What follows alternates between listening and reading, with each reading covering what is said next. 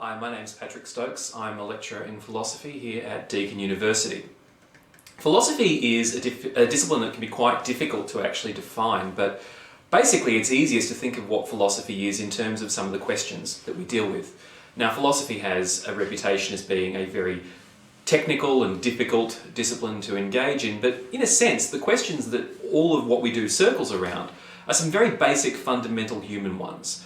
What are we? What exists? What do we know and how do we know that we know it? What has value? How should we live? These are very basic fundamental questions that really are central to what it is to live a human life. And that's what makes philosophy, I think, a very powerful and engaging activity to be involved in.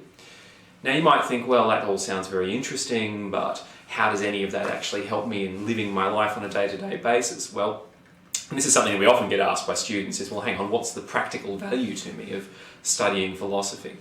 Well, consider this. A 20-year-old embarking on their career today is as far in time from their retirement as they are from the moon landing. They're going to be working into the 2050s. Now think back to the moon landing and all the jobs that didn't exist back then that people are doing today. Think about all the jobs that didn't exist 10 years ago that people are doing today.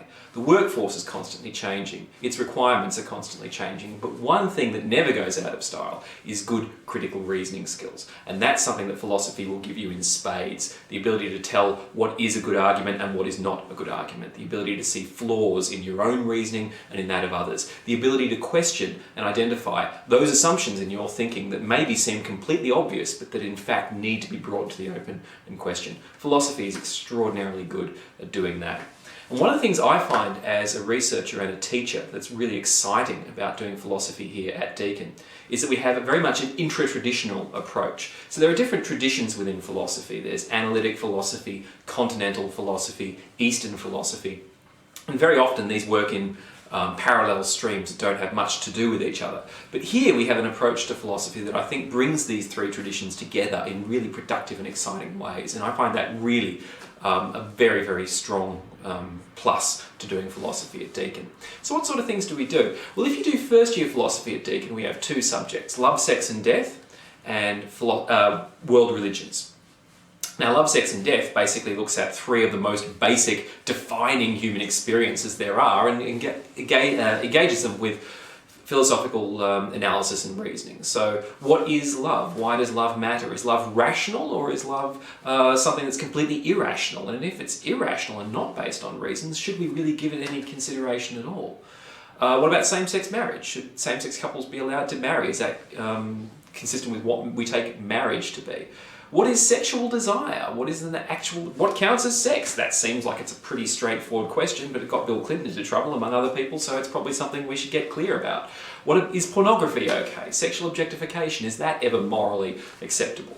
What is death? When do we die? Is death a bad thing? Who does it actually harm if you cease to exist at the point of death? We look at the philosophy and ethics of things like abortion and euthanasia, difficult issues, but real practical issues that have enormous significance and impact on people's lives.